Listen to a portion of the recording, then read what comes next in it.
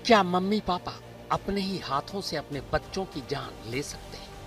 17 साल पहले 2008 में आरुषि हत्याकांड के बाद पूरे देश में पहली बार बेचैन कर देने वाले इस सवाल ने सर उठाया था। कोई यकीन करने को तैयार ही नहीं था कि डॉक्टर नुपुर और राजेश तलवार अपनी इकलौती बेटी आरुषि का कत्ल कर सकते हैं। हालांकि आरुषि की मौत को 17 साल बीत चुके हैं, लेकिन आज भी इस सवाल का जवाब नहीं मिला कि क्या आरुषि के कातिल उसी के माँ बाप थे। ये केस आज भी अनसुलझा है।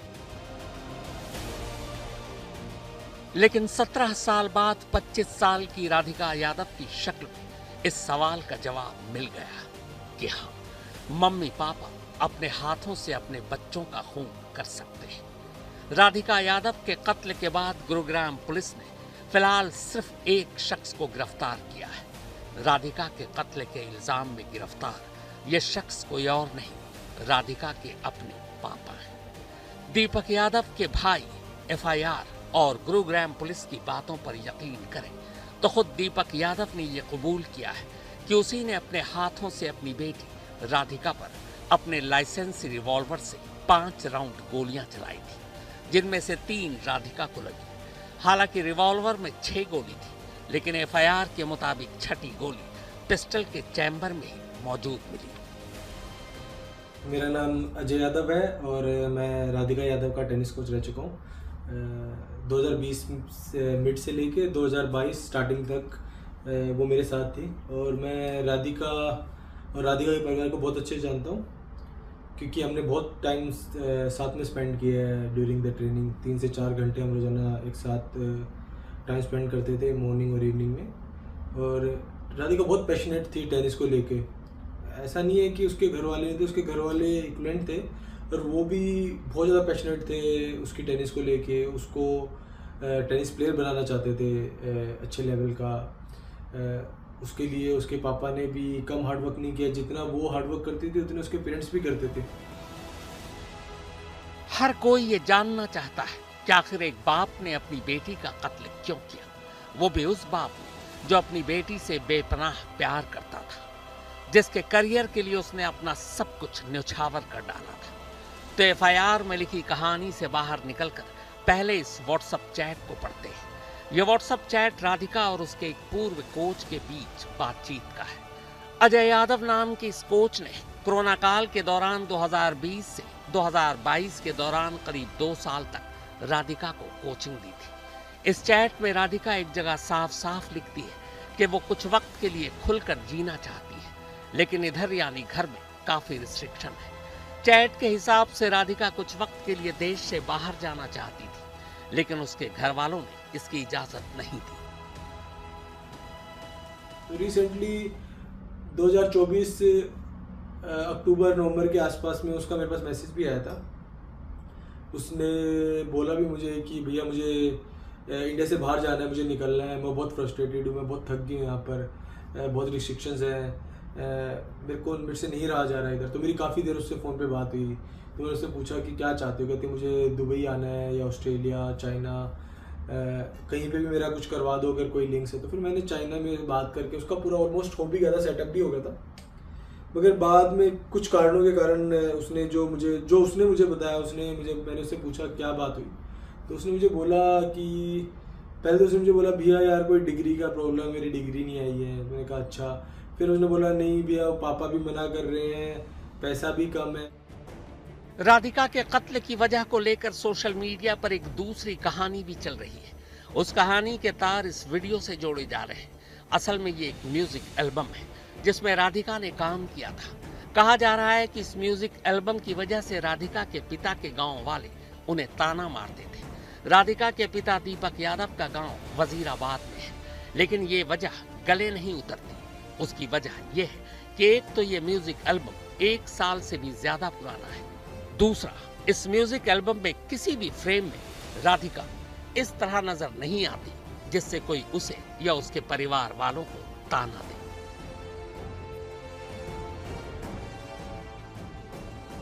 राधिका के कत्ल की तीसरी वजह सोशल मीडिया पर उसकी मौजूदगी बताई जा रही है। उसके रील्स बताए जा रहे हैं, जबकि हकीकत यह है कि राधिका के इंस्टाग्राम में उसके कुल 67 फॉलोअर्स हैं। इन 67 में से भी सिर्फ 4 मेल हैं। ऊपर से राधिका का ये अकाउंट प्राइवेट है, यानी हर कोई देख नहीं सकता।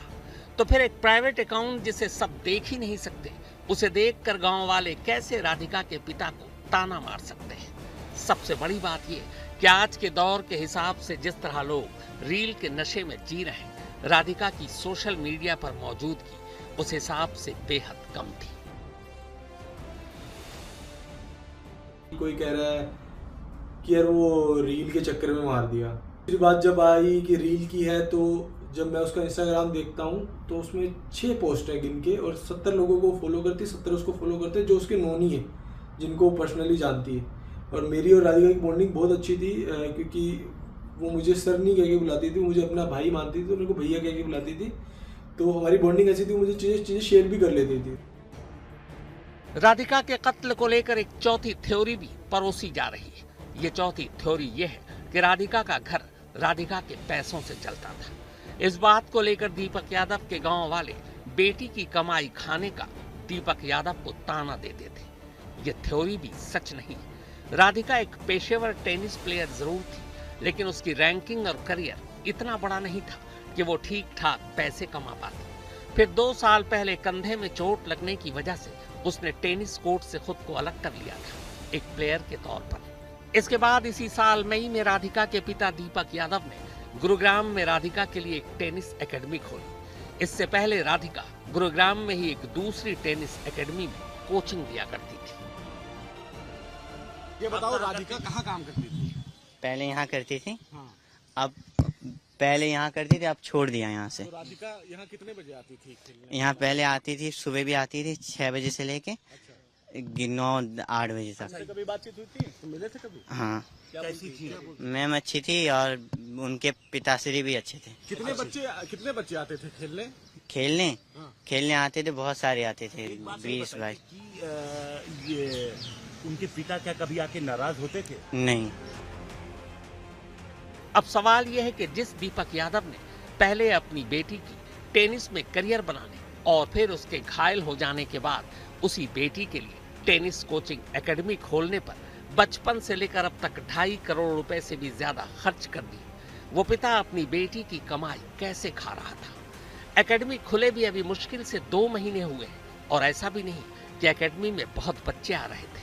अपने पूर्व कोच अजय यादव को एक बार राधिका ने मैसेज कर बाकायदा उनसे गुरुग्राम के कुछ बच्चों को एकेडमी में भेजने की गुजारिश भी की थी। ये रही वो चैट। फिर रिसेंटली उसका 11 मई के आसपास है, मुझे पता चला कि उसने टेनिस एकेडमी स्टार्ट करी है गुड़गांव में। तो मेरी उससे बात हुई, मुझे कॉन्ग्रेचुलेट किया। उसने मुझे बोला कि भैया कोई हो खेलने वाले या कोई क्लाइंट्स हो जिनको खेलना हो तो आप मेरे को रेफ़र कर देना। तो मैंने बोला हाँ बिल्कुल, मैं तेरे को रेफ़र करूँगा। और मुझे जहाँ तक कि मुझे आइडिया है कि शायद वो एकेडमी भी उसके पापा ने ही उसको खोल के दी थी, और अगर उनको एकेडमी से दिक्कत थी तो जो वो इतने टाइम से काम कर रही थी तो उससे भी दिक्कत होनी चाहिए थी। लेकिन राधिका का कत्ल तो हुआ है, उसे 3 गोली मारी गई है, और एफआईआर पर यकीन करें तो गोली उसके अपने पिता दीपक यादव ने मारी है। और दीपक यादव ने ही कत्ल की वजह भी बताई कि उसने अपनी बेटी को इसलिए मारा क्योंकि गांव वाले उसे उसकी कमाई खाने का ताना मारते थे। ये रही एफआईआर की वो कॉपी। जब ये न्यूज़ सामने आई तो मेरे को खुद काफ़ी टाइम तक शौक रहा कि मैंने देखा कि यार ऐसा कैसे हो सकता है कि एक बाप जो अपनी बेटी से इतना प्यार करता है, जिसने अपने 15 साल अपनी बेटी को दिए हैं टेनिस के ऊपर, जिस बाप का सिर्फ एक ही काम था कि उसको ट्रेनिंग कराना, उसका खाने का ध्यान रखना, उसको फिजिकल फिटनेस कराने लेके जाना, फिर उसके शोल्डर में काफ़ी टाइम तक वो इंजर्ड रही है तो उसको डॉक्टर के पास रिहैब करा के लेके जाना। तो जब ये न्यूज़ सामने आई तो काफ़ी देर तक तो मुझे भी डाइजेस्ट नहीं हुई, क्योंकि एक बाप जो अपनी बेटी से इतना प्यार करता है वो उसको ऐसे नहीं मार सकता। कोई कह रहा है एकेडमी के चक्कर में मार दिया, क्योंकि लोग कह रहे थे कि अपने बेटे के पैसे खा रहा है। पर्सनली जितना मैं जानता हूँ राधिका और राधिका की फैमिली को, क्योंकि मेरा बहुत आना जाना था उनके घर पे ड्यूरिंग कोविड, ऐसा नहीं है कि राधिका पैसे कमा रही है तो उसके घर वाले पैसे नहीं कमा रहे। उसके पापा का अच्छा खासा रेंट का पैसा आता था, और राधिका से ज़्यादा ही आता होगा। पर क्या वाकई यही सच है? सिर्फ गांव वालों के ताना मारने भर से एक बाप ने अपनी बेटी की जान अपने हाथों से ले ली। ये बात खुद राधिका के पूर्व कोच के भी गले नहीं उतरती। एकदम से गोली मार देना, मुझे नहीं लगता, जो पर्सनली मुझे जो फील होता है कि ऐसा नहीं हुआ होगा कि इतनी सी बात पे कोई अपना बाप अपनी बेटी को गोली मार सकता है, जो कि अपनी बेटी से बहुत प्यार करता है। उस कमरे में क्या हुआ क्या नहीं हुआ वो दो लोग ही जानते हैं, एक राधिका और एक उसके पापा दीपक यादव, कि ऐसी क्या बात हुई, इतना क्या गुस्सा आया उनको कि इतनी जिस बेटी से वो इतना प्यार करते थे, जिसका वो इतना ध्यान रखते थे, उनको उन्होंने गोली मार दी। जब से मुझे ये पता चला है मैं खुद शॉक में हूँ और मैं खुद चाहता हूँ कि राधिका को इंसाफ मिलना चाहिए, क्योंकि उसके लिए वो मेरी एक स्टूडेंट नहीं थी, वो मेरे लिए मेरी छोटी बहन थी। और मैं ज़रूर चाहूँगा कि पुलिस इन्वेस्टिगेट अच्छे से करे। ये वारदात गुरुवार सुबह 10:30 बजे के आसपास की है। हम लोग ठीक घर के बाहर मौजूद हैं। पहली मंजिल पे जो आप घर देख रहे हैं, यहीं पर बताया जा रहा है कि दीपक यादव ने अपनी बेटी राधिका यादव की गोली मारकर हत्या कर दी। हालांकि अभी वजह साफ नहीं है, वजह को लेकर के अलग अलग बातें सामने आ रही हैं। कहीं ये भी कहा जा रहा है कि पिता नाराज थे क्योंकि बेटी रील बनाती थी। कभी ये भी कहा जा रहा है कि पिता जो बेटी ने अपना टेनिस एकेडमी खोल रखा था, उससे भी पिता नाराज थे। तो असल वजह क्या है, ये पुलिस जानने की कोशिश कर रही है। पुलिस लगातार पूछताछ कर रही है, न सिर्फ पिता से बल्कि घर में वो उस वक्त जितने लोग मौजूद थे सभी से पूछताछ कर रही है। एफआईआर दर्ज की गई है जो दीपक यादव हैं उनके भाई की तरफ से, क्योंकि उनकी तरफ से कहा गया है कि वो नीचे से जब ऊपर पहुंचे तो उन्होंने देखा कि उनकी भतीजी की बॉडी पड़ी हुई है, साथ ही साथ एक रिवॉल्वर भी था जो लाइसेंसी रिवॉल्वर था .32 बोर का उनके भाई दीपक का। जिसके बाद पुलिस मौके पे पहुंचती है, उन्होंने रिवॉल्वर पुलिस ने सीज कर लिया, उस पे से फिंगरप्रिंट लिया है। पूरे मामले की जांच की जा रही है और लगातार दीपक यादव से पूछताछ की जा रही है।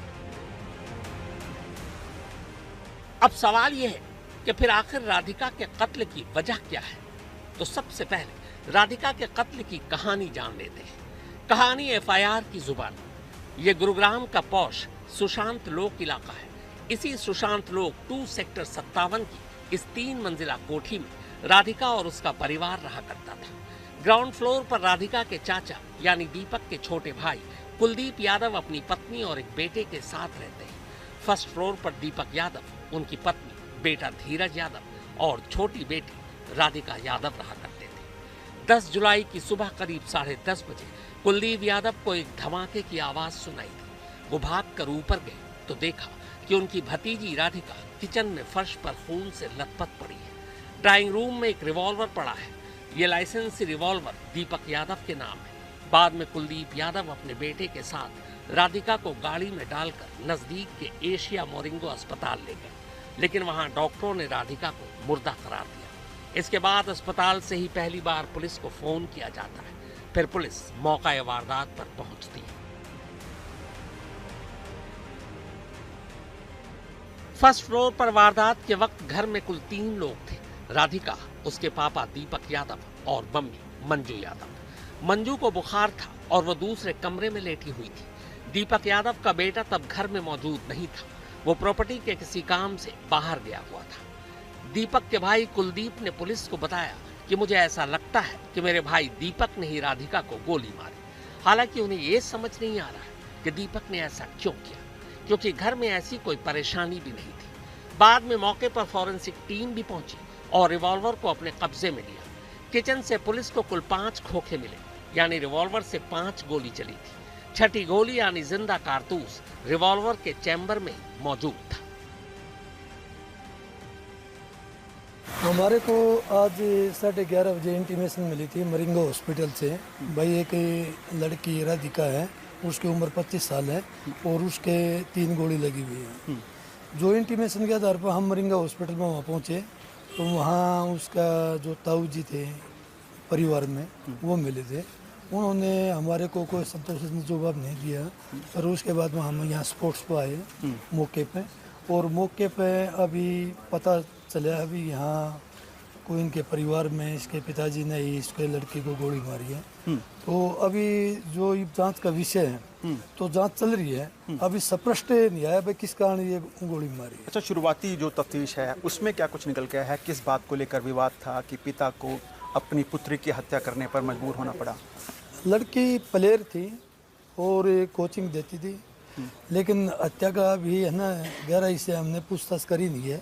अभी पूछताछ उसके पिताजी से करेंगे कि परिवार के अंदर क्या मामला था, क्या नहीं था, और पूछताछ के जो जांच में जो बात आऊँगी वो उसके आधार पर ही कार्रवाई। अभी घर पे आपने जब इन्वेस्टिगेशन की है, जांच की है, तो कहाँ पर यह हत्या की गई और कैसे इस हत्याकांड को अंजाम दिया गया सर?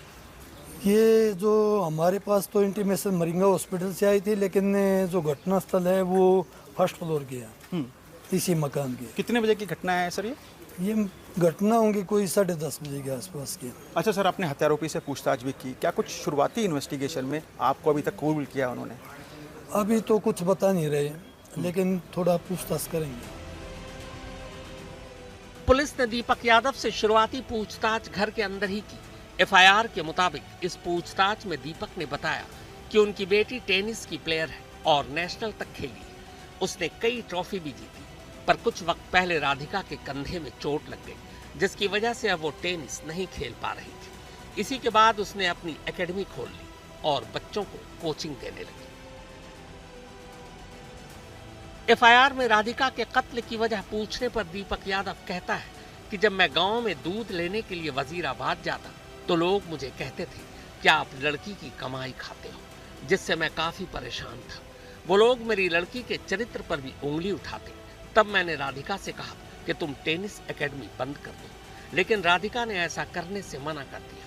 बस मेरे दिमाग में इसी को लेकर टेंशन रहती, मेरी मान सम्मान को ठेस पहुंचती, जिससे मैं काफी परेशान था और टेंशन में था। और इसी टेंशन की वजह से मैंने अपनी लाइसेंसी रिवॉल्वर से राधिका को उस वक्त गोली मारी जब वो किचन में खाना बना रही थी। मैंने राधिका की कमर पर पीछे से 3 गोली मारी। मैंने ही अपनी बेटी की हत्या की। जाहिर है ये एफआईआर की लाइनें हैं। एफआईआर एक कानूनी दस्तावेज तो होता है, लेकिन आखिरी सच नहीं। पुलिस के दावे के हिसाब से बेशक कत्ल दीपक यादव ने किया, लेकिन कत्ल की वजह को लेकर बहुत सारे सवाल उठ रहे हैं। सवाल ये कि टेनिस एकेडमी खोलने के लिए पैसे खुद पिता ने दिए। एकेडमी से फिलहाल ज्यादा कमाई भी नहीं हो रही थी। राधिका का टेनिस करियर खत्म हो चुका था, तो फिर राधिका कमाई कैसे कर रही थी? और जब कमाई नहीं कर रही थी तो पिता बेटी की कमाई कैसे खा रहा था?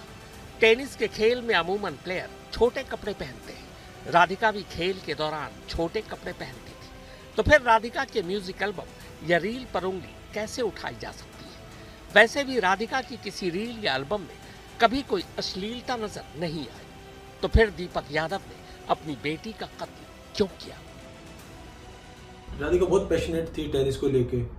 ऐसा नहीं है कि उसके घर वाले नहीं थे, उसके घर वाले इक्वलेंट थे, और वो भी बहुत ज़्यादा पैशनेट थे उसकी टेनिस को लेके। उसको टेनिस प्लेयर बनाना चाहते थे अच्छे लेवल का। जाहिर है मामला सिर्फ और सिर्फ गांव वालों के ताना मारने से नहीं जुड़ा है, बल्कि कत्ल की असली वजह कुछ और ही है। दीपक यादव को शुक्रवार को गुरुग्राम की एक अदालत ने 1 दिन के लिए पुलिस हिरासत में भेजा है।